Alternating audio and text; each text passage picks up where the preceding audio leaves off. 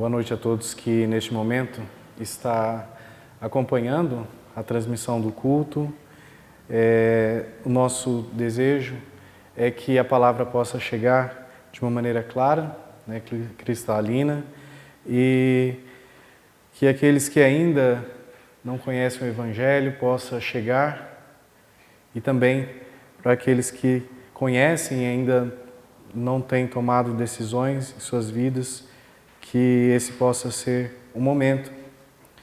Nós vamos falar hoje sobre a ressurreição, e eu convido os irmãos que neste momento, e você também que está acompanhando, abra sua Bíblia no livro de Coríntios, 1 Coríntios, capítulo 15.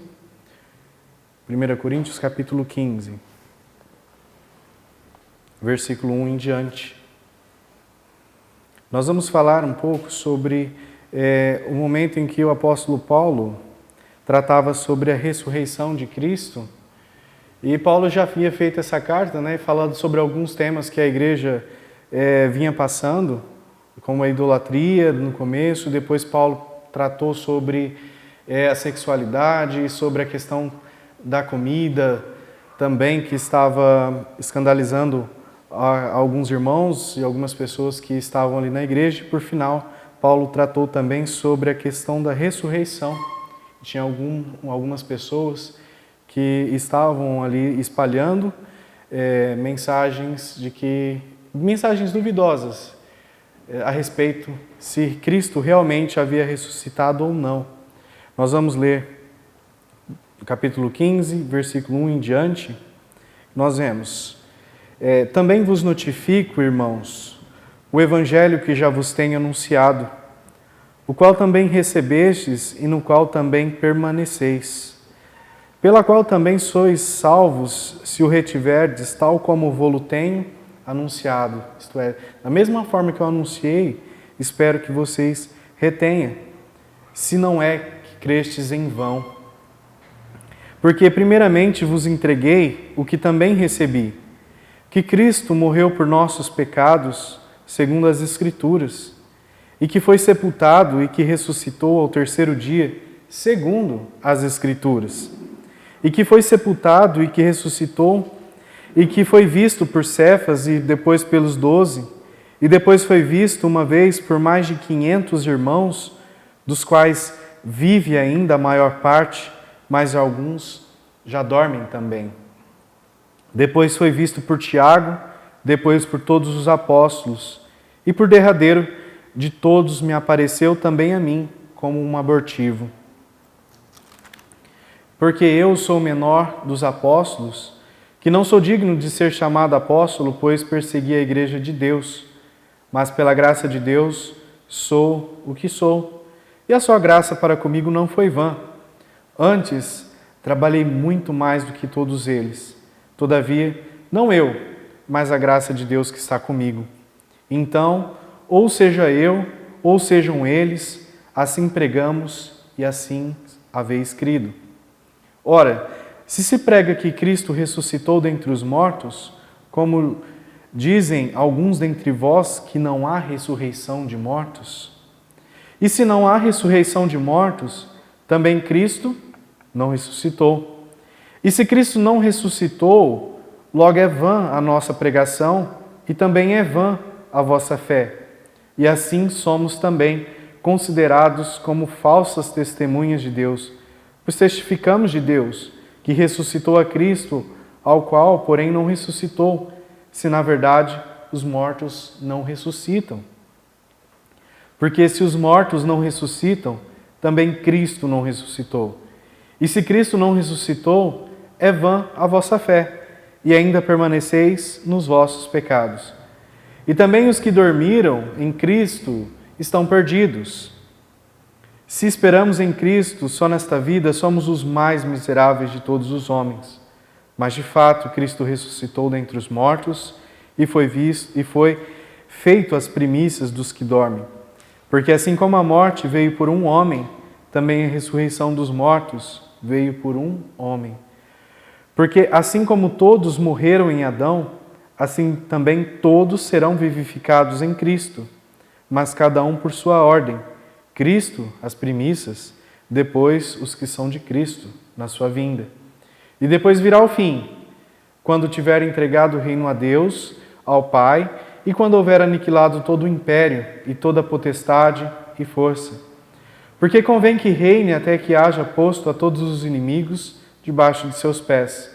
Ora, o último inimigo que há de ser aniquilado é a morte.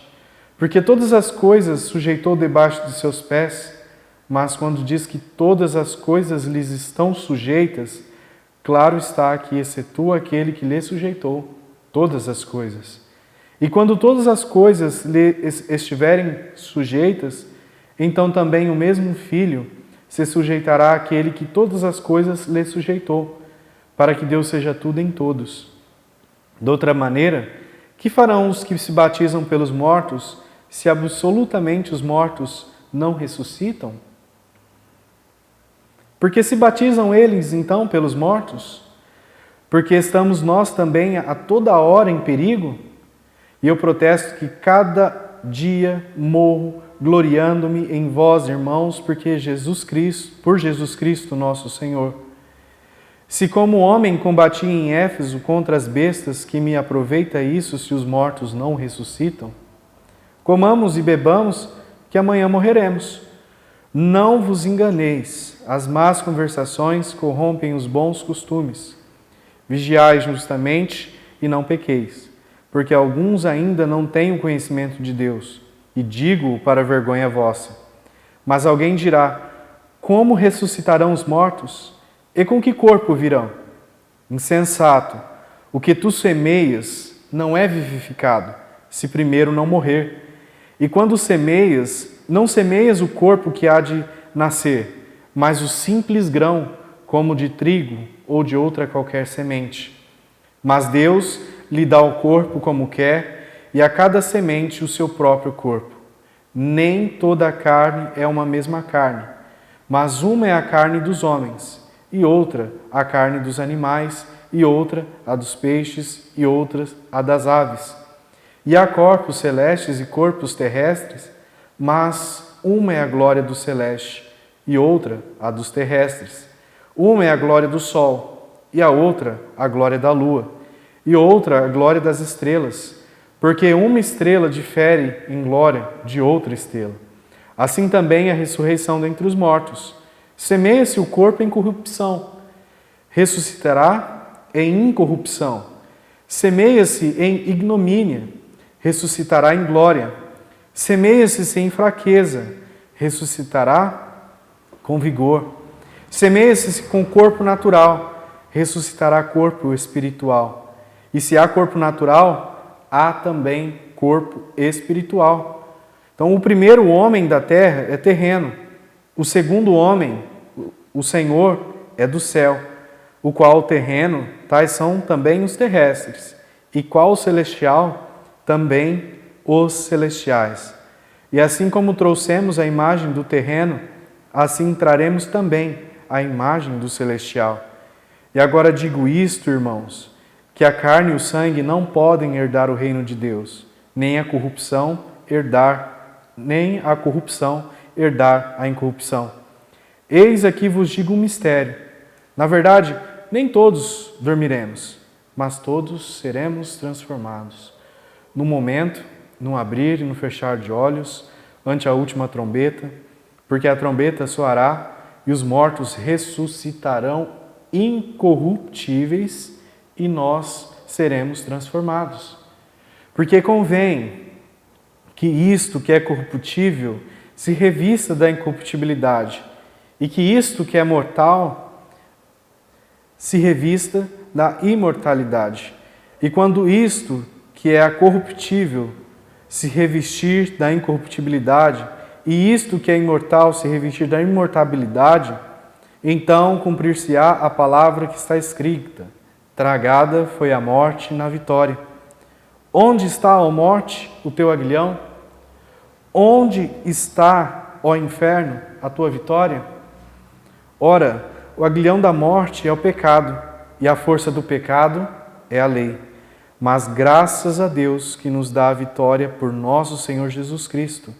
Portanto, meus amados irmãos, sede firmes e constantes, sempre abundantes na obra do Senhor, sabendo que o vosso trabalho não é vão no Senhor. Então nós vemos aqui uma certa admoestação longa do apóstolo Paulo a falsos mestres que se estavam espalhando, principalmente a igreja, mas em razão dos falsos mestres que se estavam se espalhando em Corinto, e com ele a mensagem de que a ressurreição não existia, a ressurreição corporal não existia. E isso perturbou Paulo muito. O apóstolo, por sua vez, ele começa a argumentar contra esse ensino, e com base neste relato, ele utiliza a ressurreição do próprio Jesus Cristo, que era conhecida e crida por todos, como tendo sido literal, e ele diz, é literal, porque o próprio Cristo ressuscitou. O próprio nosso Senhor ressuscitou. Então Jesus Cristo ressuscitou corporalmente antes de voltar ao céu. Mas a pergunta é, quantas pessoas veem a ressurreição de Cristo de uma forma semelhante a algumas teorias das conspirações que nós vemos hoje? Quantas pessoas veem essa ressurreição de Cristo relatada pelos apóstolos, principalmente agora neste momento pelo apóstolo Paulo, como uma conspiração? Não creem numa ressurreição literal, no corpo físico de Cristo, mas em algo espiritual, algo sobrenatural? Irmãos, há evidências convincentes de que Cristo realmente ressuscitou dos mortos? Ou a história ela é repetida simplesmente porque as pessoas desejam que ele não esteja morto hoje? As apostas, irmãos, e você que está nos assistindo, são altas. Só que nós temos a dizer que sem a ressurreição de Cristo, o cristianismo está vazio.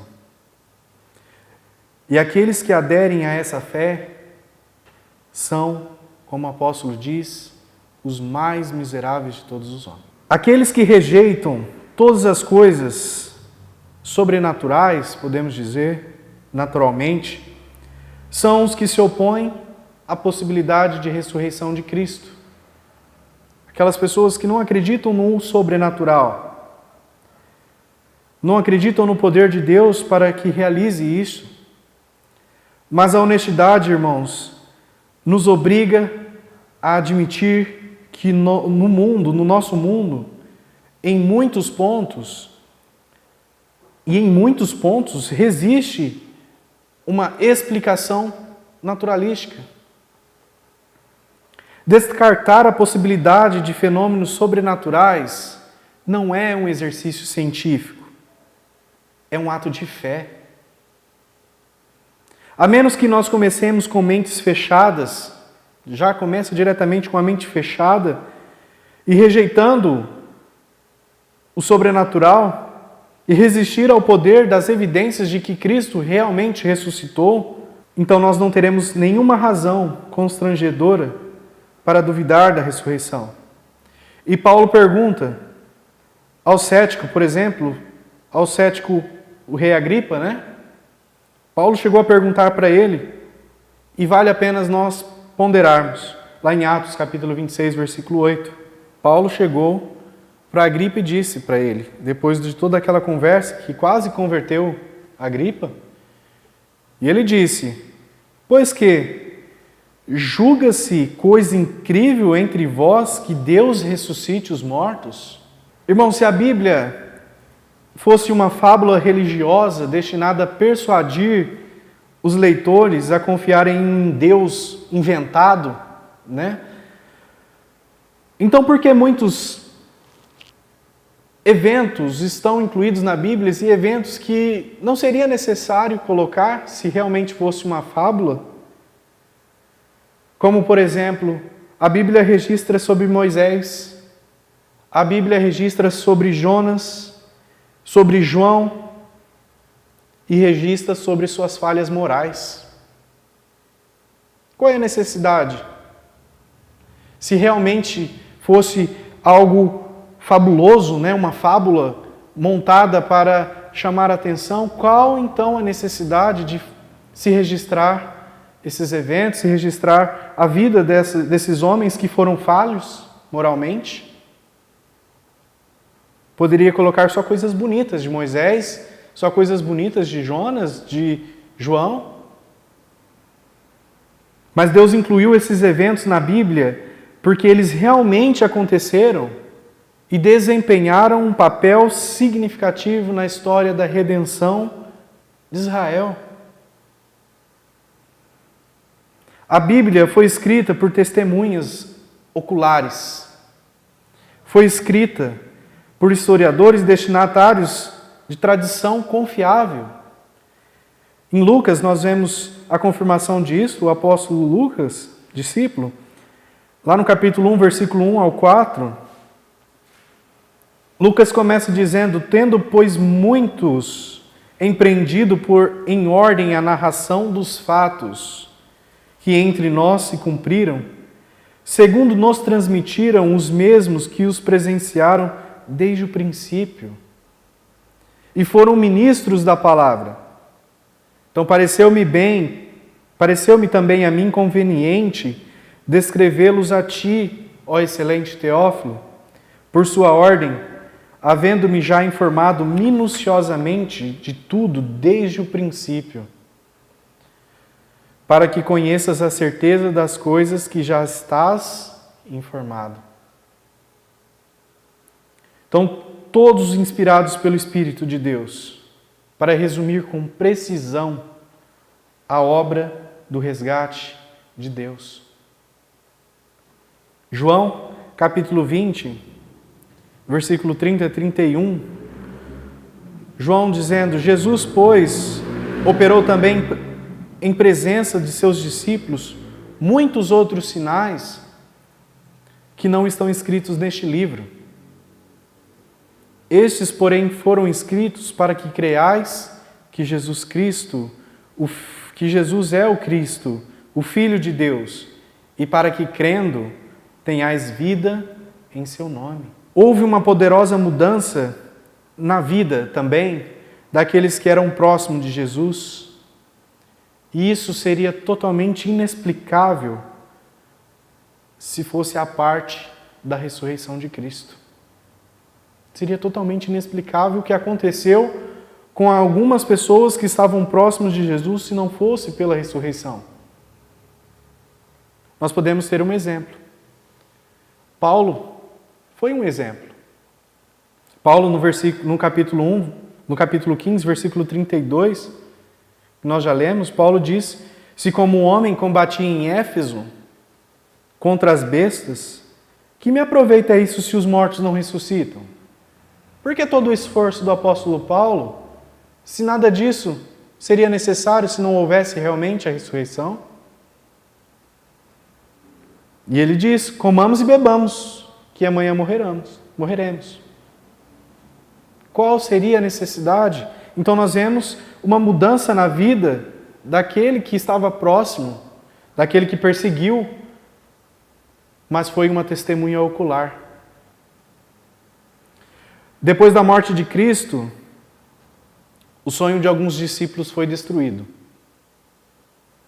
Quando as mulheres explicaram que tinham visto Jesus vivo, mesmo depois da crucificação, as suas palavras aos discípulos parecerem contos fúteis, né? Duvidaram. E eles não acreditaram nelas. Lucas, capítulo 24, versículo 11. E a Bíblia nos relata isso, e as suas palavras lhes pareciam como desvario e não as creram. Antes da morte de Cristo, o que aconteceu? Alguns discípulos se dispersaram, correram, por medo. Olha lá em João capítulo 6, versículos 64 e 66. Mas há alguns de vós que não creem, Jesus falando, porque bem sabia Jesus, desde o princípio, quem eram os que não criam? E quem era o que o havia de entregar? E dizia: por isso eu vos disse que ninguém pode vir a mim se por meu Pai não lhe for concedido. E o que aconteceu depois disso? Desde então, muitos dos seus discípulos tornaram para trás e já não andavam com ele. Até mesmo os discípulos se espalharam. Então, depois de ver o corpo vivo de Jesus, a maioria dos discípulos selou a sua fé em Cristo. Mesmo para uma serva. Antes da morte e da ressurreição de Jesus, Pedro ele não tinha coragem de falar de Cristo. Foi um dos exemplos. Pedro ele não tinha coragem. E quando uma serva chegou e perguntou para ele: olha, você estava com Jesus. O que ele disse? Não. Olha, vamos lá em João capítulo 18, versículo 15 e 18. João capítulo 18, versículo 15 e versículo 18. E Simão Pedro e outro discípulo seguiam a Jesus. Até aí tudo bem. E esses discípulos eram conhecidos do sumo sacerdote. E entrou com Jesus na sala do sumo sacerdote. E Pedro estava da parte de fora, à porta. E saiu então o outro discípulo, que era conhecido do sumo sacerdote, e falou à porteira, levando Pedro para dentro. Então a porteira disse a Pedro: não é tu também dos discípulos deste homem? E disse ele: não sou. Ora, estavam ali os servos e os servidores que tinham feito brasas e se aquentavam porque fazia frio. E com eles estava Pedro, aquentando-se também. Só que depois nós vemos uma mudança, que foi quando, lá em Atos capítulo 2, versículo 14, depois disso, depois da ressurreição de Cristo, nós vemos que Pedro corajosamente passou a pregar a Cristo perante milhões de pessoas críticas, perante milhões de pessoas que criticavam o Evangelho, criticavam Cristo. Atos capítulo 2, versículo 14. Um exemplo. Pedro, porém, pondo-se em pé com os 11, o que ele fez? Ele levantou a sua voz e ele disse: homens judeus e todos os que habitais em Jerusalém, seja-vos isto notório e escutai as minhas palavras. Corajosamente, um outro Pedro, totalmente impactado. Em Atos do capítulo 2, versículo 21 e 26, Pedro continua dizendo e pregando de uma forma ousada Cristo. Olha do versículo 21. E acontecerá que todo aquele que invocar o nome do Senhor Jesus será salvo. Pedro pregando. Homens israelitas, escutai estas palavras. A Jesus Nazareno, o homem aprovado por Deus entre vós com maravilhas, prodígios e sinais, que Deus por ele fez no meio de vós, como vós mesmos bem sabeis, a este que vos foi entregue pelo determinado conselho e presciência de Deus, prendestes, crucificastes, matastes pelas mãos de injustos, ao qual Deus ressuscitou, irmãos, soltas as ânsias da morte, pois não era possível que fosse retido por ela. Porque dele disse Davi: sempre via diante de mim o Senhor, porque esta é a minha direita, porque está à minha direita, para que eu não seja comovido. Por isso se alegrou o meu coração e a minha língua exultou, e ainda a minha carne há de repousar em esperança. E ele confirma, irmãos, ao qual Deus ressuscitou, solta as ânsias da morte, pois não era possível que fosse retido por ela. Que declaração! Imagino que poderia ser uma pregação muito impactante. E não somente Pedro, irmãos, nós vemos também Paulo em 1 Coríntios capítulo 15, versículo 9 e 10. Paulo dizendo: porque eu sou o menor dos apóstolos, que não sou digno de ser chamado apóstolo, pois persegui a igreja de Deus, mas pela graça de Deus sou o que sou, e a sua graça para comigo não foi vã. Antes, trabalhei muito mais do que todos eles. Todavia, não eu, mas a graça de Deus que está comigo. Então, durante o ministério terreno de Cristo, os seus próprios irmãos também duvidaram. Os seus próprios irmãos também duvidaram. Não creram nele. Olha em João capítulo 7, versículo 5. É uma confirmação que a Bíblia nos dá. Porque nem mesmo os seus irmãos criam nele. No entanto, 2 deles, Tiago e Judas, mais tarde, escreveram sobre a glória de Jesus ressuscitado, irmãos. Aqueles que nem mesmo eles haviam crido em Cristo, mais tarde, escreveram sobre a glória de Jesus ressuscitado. E nós vemos Judas falando, olha lá no versículo 20 e 21 de Judas. Mas vós, amados, edificando-vos a vós mesmos sobre a vossa santíssima fé, orando no Espírito Santo, conservai-vos a vós mesmos no amor de Deus, esperando a misericórdia do nosso Senhor Jesus Cristo para a vida eterna. Confirmação da ressurreição de Cristo. E, irmãos, o que explica essa mudança se não fosse a ressurreição do nosso Salvador? O que explica isso? Quando perfuraram Jesus com uma espada, eles fizeram isso justamente para garantir que Jesus estava morto e colocaram ele no túmulo. Porém, chegou aos ouvidos de todos de que o Jesus de Nazaré, aquele que havia sido crucificado, estava vivo. E o corpo de Jesus não existia mais naquele túmulo. Olha em Lucas capítulo 24, versículo 1 e 3. Relato de Lucas. E no primeiro dia da semana, muito de madrugada, foram eles ao sepulcro, levando especiarias que tinham preparado, e algumas outras com elas. E acharam a pedra revolvida do sepulcro.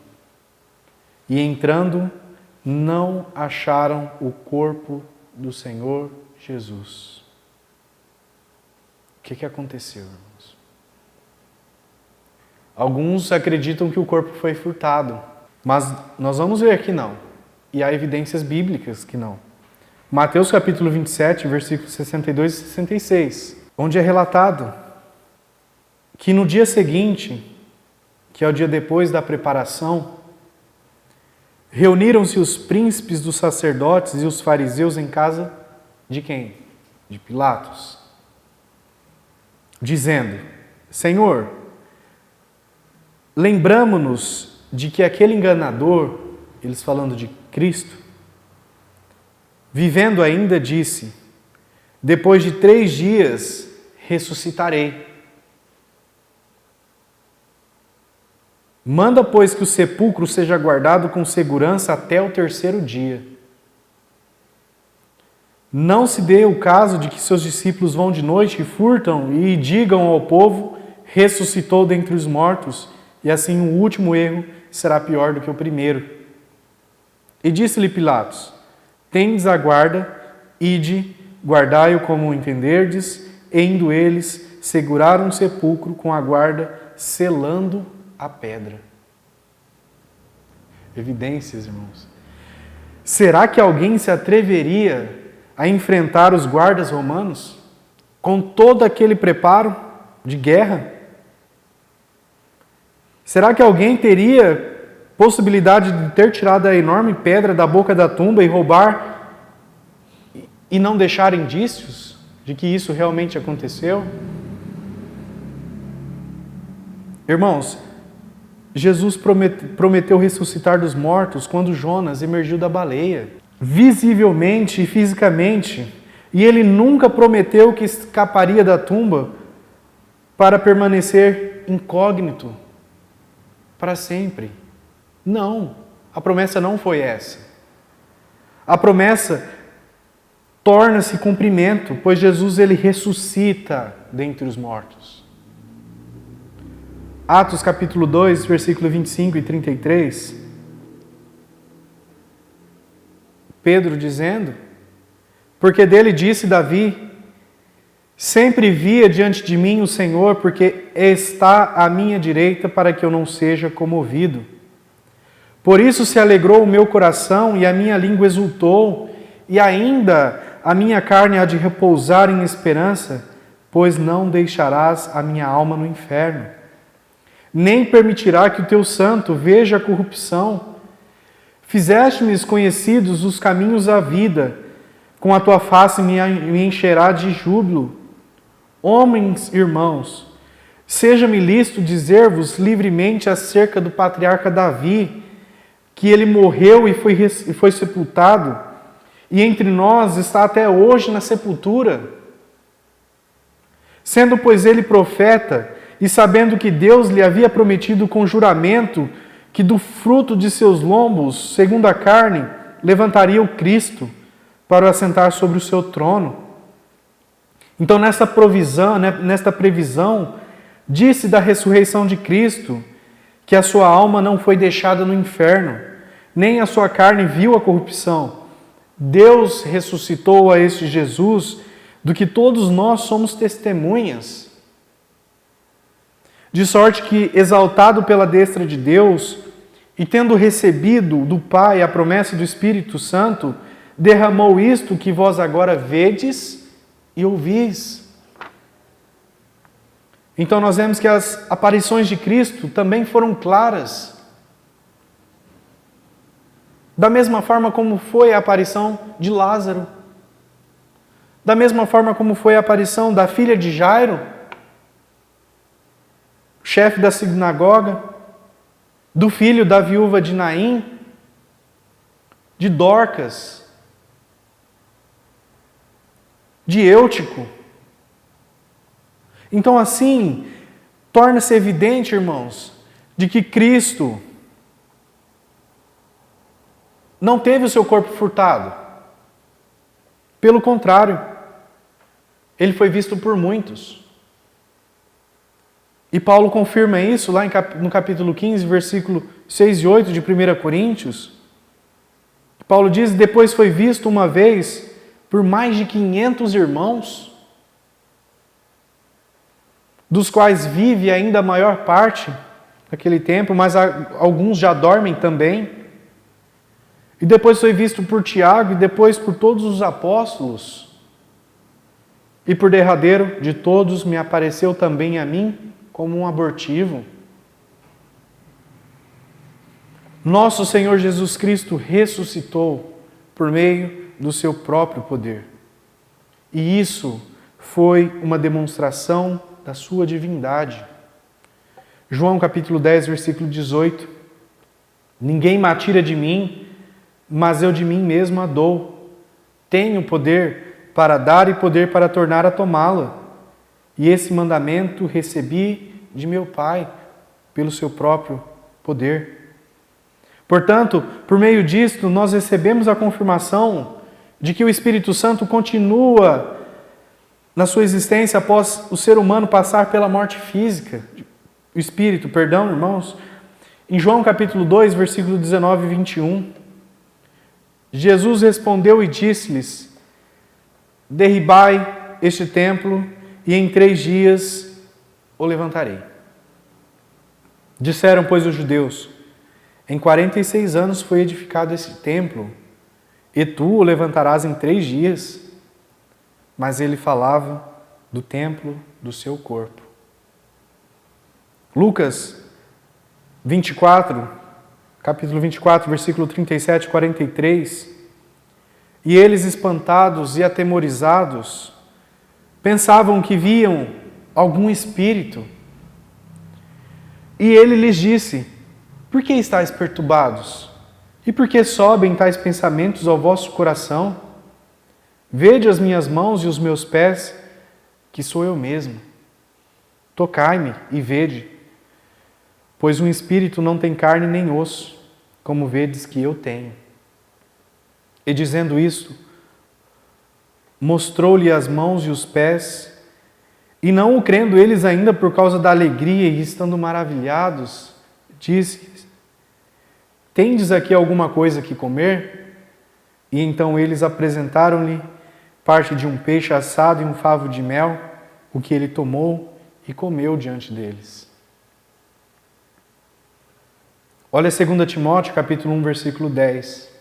O apóstolo Paulo dizendo: e que é manifesta agora pela aparição do nosso Senhor Jesus Cristo, o qual aboliu a morte e trouxe à luz a vida e a incorrupção pelo Evangelho. Estava lendo sobre a ressurreição. Um pastor fez uma certa ponderação muito interessante sobre o que Paulo escreveu em Corinto, no livro de Coríntios, capítulo 15, para os irmãos de Corinto. E esse pastor diz que a razão de confiarmos em Cristo é para perdão dos nossos pecados. Porque é do pecado que nós precisamos ser salvos. Cristo morreu pelos nossos pecados. Ele foi sepultado e ressuscitou ao terceiro dia pelos nossos pecados. E se Cristo não ressuscitou, a sua morte foi vã. A sua fé nele seria sem sentido. E seus pecados ainda seriam contados contra você. E não haveria nenhuma esperança espiritual. E se não há ressurreição, então ainda mais os que dormiram em Cristo pereceram. E isso significa que todos os santos do Antigo Testamento, todos os santos do Novo Testamento, e todo o santo, desde Paulo, estaria sofrendo em tormento eterno neste exato momento. E isso inclui o próprio Paulo e os outros apóstolos. Todo e qualquer crente, em todas as eras, também estaria no inferno. Sua fé teria sido em vão. Seus pecados não teriam sido perdoados. E seu destino seria a condenação. À luz das outras consequências, uma última é bem óbvia. Se a nossa esperança em Cristo se limita apenas a esta vida, nós somos os mais infelizes de todos os homens. Sem a ressurreição de Cristo, a salvação e as bênçãos que Ele traz, o cristianismo seria sem sentido e seria lamentável. Sem a ressurreição, não teríamos o Salvador. O perdão, o Evangelho, jamais teríamos a fé e uma fé significativa, nem a vida, e nunca poderíamos ter esperança por alguma dessas coisas. Esperar em Cristo somente nesta vida seria ensinar a pregar, sofrer, sacrificar-se, trabalhar inteiramente por nada. Se Cristo ainda está morto, então Ele somente não tem habilidade de salvar você no futuro. mas ele também não pode lhe ajudar agora. Se ele não estivesse vivo, onde estaria a sua fonte de paz? A sua alegria ou sua satisfação hoje, agora? A vida cristã seria uma galhofa, seria uma farsa, seria uma piada cruel e trágica. Os cristãos sofreriam e até morreriam, porque a fé seria apenas tão cega e tão patética. Se o cristão não tem um Salvador, senão um Cristo, um Redentor, senão Cristo, e um Senhor, senão Cristo, e se Cristo não é ressurreto, Ele não está vivo, então nesse caso a nossa vida cristã é sem vida. Nós nada teríamos para justificar a nossa fé, o nosso estudo bíblico, a nossa pregação ou testemunho, a nossa adoração e o serviço e o culto que nós fazemos a Ele. Nada para justificar nossa esperança nesta vida ou na próxima. Nada. Nós nada mereceríamos senão a compaixão reservada para os tolos. Mas Deus sim ressuscitou dentre os mortos a Jesus Cristo, o nosso Senhor, o qual foi entregue por causa das nossas transgressões e ressuscitou por causa das nossas justificações. Porque Cristo vive, irmãos, nós também viveremos. O Deus de nossos pais ressuscitou a Jesus. Atos capítulo 5, versículo 30 e 31. A quem vós matastes, pendurando no madeiro. Deus, porém, com a sua destra, o exaltou a príncipe e salvador, a fim de conceder a Israel o arrependimento e a remissão dos pecados. Então, baseado em tudo o que vimos, por meio deste pequeno estudo, nós sabemos que há uma enorme esperança para aqueles que já partiram com Cristo e para nós que um dia partiremos. Não há como negar, irmãos, que temos um Salvador ressurreto dentre os mortos, pois negar a ressurreição do nosso Senhor Jesus Cristo faz com que a nossa fé venha a se tornar inútil.